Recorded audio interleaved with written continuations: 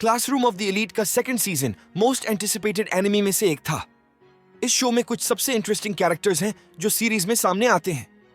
इसके पहले सीजन ने भी हमें इसके सस्पेंसफुल एंड के बाद और ज्यादा एक्साइटेड कर दिया है। आपकी मेमोरी को रिफ्रेश करने के लिए हम लाए हैं क्लासरूम ऑफ द एलीट के पहले सीजन का कंप्लीट रिकैप। कहानी एक स्टूडेंट अयानो कोजी कियोताका की है। Tokyo metropolitan advanced nurturing high school में एडमिशन लिया था। पहली नजर में वह अनइंटरेस्टिंग, इमोशनलेस और एंटी सोशल लगता है। वह ऐसा व्यक्ति है जो हाई प्रोफाइल लाइफ नहीं जीना चाहता, लेकिन उसमें आउटस्टैंडिंग कैपेबिलिटीज हैं। अयानो कोजी के पास इनक्रेडिबल इंटेलिजेंस और क्लेवरनेस है, फिर भी वह एक एवरेज स्टूडेंट के रूप में देखा जाना पसंद करता है। इसके बावजूद वह पीछे से अपनी क्लास को टॉप पर पहुंचने में मदद करना जारी रखता है। आप देखिए, उसका स्कूल एक प्रेस्टिजियस हाई स्कूल है। जिसने भी एडवांस्ड नर्चरिंग हाई स्कूल से ग्रेजुएशन की है, उसकी किसी भी जॉब या कॉलेज में 100% एक्सेप्टेंस रेट है। उनका बाहरी दुनिया के साथ कम कांटेक्ट रखने के साथ डॉर्म्स में रहना भी कंपलसरी है। हालांकि स्कूल फूड, एंटरटेनमेंट और अवकाश जैसी कई फैसिलिटीज प्रोवाइड करता है। उनका स्कूल इतना बड़ा है कि इसे कोई शहर समझ सकता है। स्कूल में अयानो कोजी के पहले दिन उसकी मुलाकात होरिकिता सुजुने नाम की लड़की से हुई। वे इस तरह से सिमिलर हैं कि वे दोनों एंटी सोशल हैं। वह एक वाइज और डिवोटेड वुमन है, लेकिन अपने सिंपल नेचर के कारण वह इनसेंसिटिव भी हो सकती है। उन दोनों को फर्स्ट ईयर की सबसे निचली क्लास 1D में असाइन किया गया है। जब उनकी क्लास शुरू हुई तो टीचर चाबाशिरा सेई ने अनाउंसमेंट की कि स्कूल सिस्टम कैसे काम करता है। सिस्टम इस तरह से काम करता है कि स्टूडेंट पॉइंट्स को यूज करके कुछ भी खरीद सकते हैं। पॉइंट कन्वर्ट किए जाते हैं, जिसमें 1 क्लास पॉइंट इक्वल साइन 1000 येन होता है। स्कूल हर स्टूडेंट को 100,000 येन का मंथली अलाउंस देगा।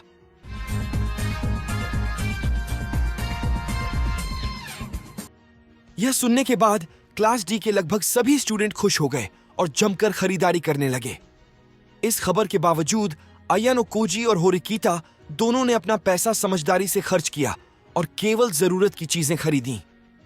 जैसा कि पता चला, उनका निर्णय सही था। स्कूल में उनका दूसरा महीना आया। क्लास डी में से किसी को भी कोई पॉइंट नहीं मिला। परेशान होकर स्टूडेंट्स ने अपने टीचर से बात की। मिस चाबाशिरा ने अपने स्टूडेंट्स पर हंसते हुए उनका मजाक उड़ाया। फिर उसने बताया कि हर क्लास में सर्टेन नंबर में क्लास पॉइंट्स होते हैं। उनका मंथली अलाउंस क्लास के टोटल पॉइंट्स पर डिपेंड करेगा। पहले महीने के बाद क्लास डी अपने मिसबिहेवियर के कारण 0 पॉइंट के साथ है। यह सिस्टम क्लास की पोजीशन भी डिसाइड करेगी। इसीलिए अगर क्लास डी में क्लास सी से ज्यादा पॉइंट्स हैं तो क्लास डी नई क्लास सी बन जाएगी। ऐसा करने के लिए सभी स्टूडेंट्स के पास डिसेंट ग्रेड्स और एक्सेप्टेबल बिहेवियर होना चाहिए। होरिकिता क्लास ए की स्टूडेंट बनना चाहती है, लेकिन उसे चिंता है कि उसके क्लासमेट्स के खराब ग्रेड्स उसमें बाधा डालेंगे। इसीलिए वह एक स्टडी ग्रुप शुरू करने के लिए अयानो कोजी से मदद मांगती है। हालांकि सभी ने अयानो कोजी के इनविटेशन को अस्वीकार कर दिया, इसलिए उन्होंने एक दूसरी क्लासमेट कुशिदा किकियो से मदद मांगी। कुशिदा एक ऐसी लड़की है जो हर किसी से दोस्ती करना चाहती है, जिससे उसके लिए लोगों को इनवाइट करना आसान हो जाता है। उसकी मदद से सभी लोग स्टडी ग्रुप में आ गए। हालांकि इसका एंड अच्छा नहीं हुआ। होरिकिता के पढ़ाने का तरीका खराब होने के कारण सभी ने स्टडी ग्रुप छोड़ दिया। इसके बाद अयानो कोजी ने अंततः मैटर को अपने हाथों में ले लिया और पहली बार अपनी स्किल दिखाई। अगले दिन वह और कुशिदा एग्जाम क्वेश्चंस खरीदने के लिए में थर्ड ईयर के एक स्टूडेंट के पास पहुंचे। बातचीत के बाद वे सफल हुए और पूरी क्लास को कॉपीज देने के लिए आगे बढ़े। हालांकि अयानो कोजी ने कोई क्रेडिट नहीं लिया और यह सब कुशिदा को दे दिया। बाद में क्लास ने परीक्षा दी और फिर भी उनमें से एक फेल हो गया। सूडो, एक बास्केटबॉल प्लेयर, अपने इंग्लिश एग्जाम में पासिंग स्कोर हासिल नहीं कर पाया। कॉन्सिक्वेंसेस से डरकर अयानो कोजी ने एक बार फिर एक्शन लिया। उसने अपने टीचर से अप्रोच किया और सूडो के लिए उससे एक पॉइंट खरीदने का फैसला किया। नियम बताते हैं कि स्टूडेंट अपने पॉइंट्स का यूज करके कुछ भी खरीद सकते हैं, जिसमें टेस्ट स्कोर्स भी शामिल है। अयानो कोजी की सोच से इंप्रेस होकर चाबाशिरा सहमत हो गई, लेकिन उसने उससे 10,000 येन का चार्ज लिया। तभी होरिकिता अचानक सामने आई और उसने बिल को डिवाइड करने का फैसला किया। लेकिन एक बार फिर अयानो कोजी ने कोई भी क्रेडिट लेने से इनकार कर दिया। उसने सभी को बताया कि होरिकिता ही वह व्यक्ति थी जिसने स्टाफ से रिक्वेस्ट की थी। जैसे ही कई लोगों ने होरिकिता की तारीफ की, कुशिदा ने अजीब बर्ताव करना शुरू कर दिया। क्यूरियस, अयानो कोजी ने उसका पीछा करने का फैसला किया। जहां वो गुस्से में एक बैरियर को लात मारती है। उसने कुशिदा की डार्कर साइड को देखा।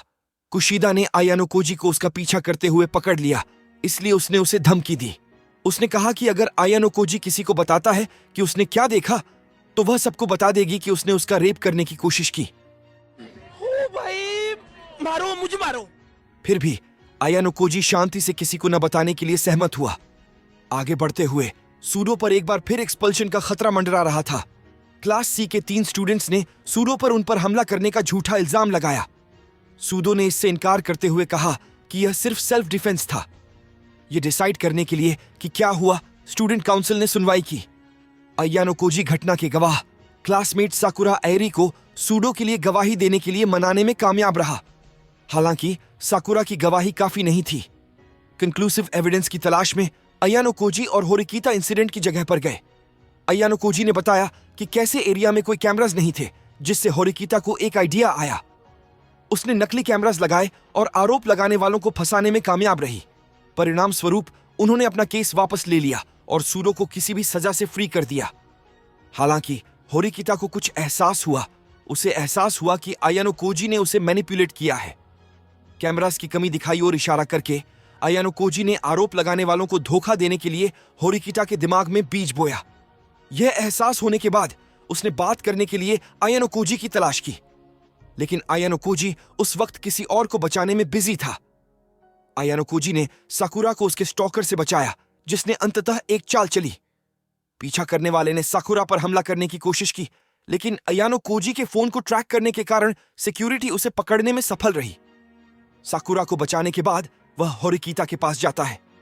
अंत में वह उससे उसके एक्शंस के लिए सवाल करती है और उससे पूछती है कि वह अपने एक्शंस का क्रेडिट क्यों नहीं लेना चाहता। आयानो कोजी के इमोशनलेस होने के कारण वह उससे यह कहता है कि वह उसकी प्राइवेट लाइफ में दखल न दे। उसके बाद गर्मी की छुट्टियां आ गईं। होरिकीता अपनी छुट्टियों को एंजॉय कर रही थी जब तक कि आयानो कोजी उसे नहीं बुलाता।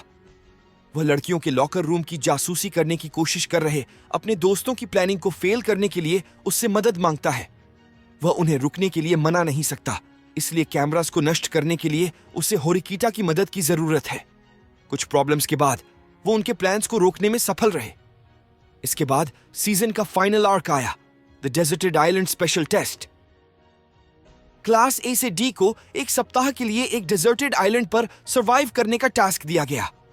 असाइनमेंट के अंत तक उनके पास कितने पॉइंट्स थे, उसके बेसिस पर विनर डिक्लेयर किया जाएगा। इसके अलावा उन्हें हर क्लास के लिए लीडर्स को असाइन करने के लिए कहा गया था। अगर कोई क्लास दूसरे लीडर्स का सही नाम बताती है तो उन्हें पॉइंट्स मिलेंगे, लेकिन अगर उनका जवाब गलत हुआ तो पॉइंट्स काट लिए जाएंगे। आयानो कोजी ने अपनी समझदारी और चालाकी से उनकी जीत सुनिश्चित करने के लिए फिर से पीछे से काम किया। रीकन और एनालिसिस के हिसाब से उसने क्लास ए के लीडर का पता लगाया। उसे ऐसे सबूत भी मिले जो उन्हें क्लास सी के लीडर का अनुमान लगाने की मदद करते हैं, और आखिरकार उसे बाकी क्लासेस को ट्रिक करने का एक तरीका मिल गया। आप देखिए, क्लास सी ने क्लास डी के कैंप पर एक जासूस लगाया। जासूस इबुकी मियो, जो उनके लीडर होरिकीता का पता लगाने में कामयाब रहा। इसके अलावा इबुकी ने अपने क्लासमेट्स को दिखाने के लिए सबूत के तौर पर होरिकीता का लीडर की कार्ड चुरा लिया। होरिकीता ने की कार्ड लेने का प्रयास किया, लेकिन इबुकी से लड़ने के बाद वह असफल रही। इस पॉइंट पर बाकी क्लासेस को विश्वास था कि होरिकीता क्लास डी की लीडर है। उनके सरप्राइज के लिए क्लास डी जीत गई। हुआ यह कि आयानो कोजी ने यह सब प्लान किया। उसने इबुकी को की कार्ड लेकर भागने का मौका दिया। बाद में वह खुद को लीडर के रूप में बदलने में कामयाब रहा। क्योंकि होरिकीता लड़ाई के बाद घायल और बीमार थी, इसलिए उसने खुद को क्लास डी का लीडर बना लिया। इससे बाकी क्लासेस का जवाब गलत हो गया, जिससे उनके टोटल पॉइंट्स कट गए। इसके बाद आयानो कोजी ने सभी को बताया कि होरिकीता ही उनकी जीत के लिए जिम्मेदार थी। इस पॉइंट पर होरिकीता ने आयानो कोजी से कहा कि वह उसे अपना सहयोगी मानती है, क्योंकि वे दोनों क्लास ए तक पहुंचने की कोशिश करते हैं। हालांकि आयानो कोजी को ऐसा नहीं लगता है। वह मन ही मन सोच रहा था कि वह किसी को अपना सहयोगी नहीं मानता, और यह क्लासरूम ऑफ द एलीट के पहले सीजन को समाप्त कर देता है। आयानो कोजी और उनके ट्रू इंटेंशंस की मिस्ट्री हम सभी को बाद में समझ आएगी। फिर भी काम करने का उसका तरीका देखने में इंटरेस्टिंग है, और सीजन 2 में यह देखने लायक है।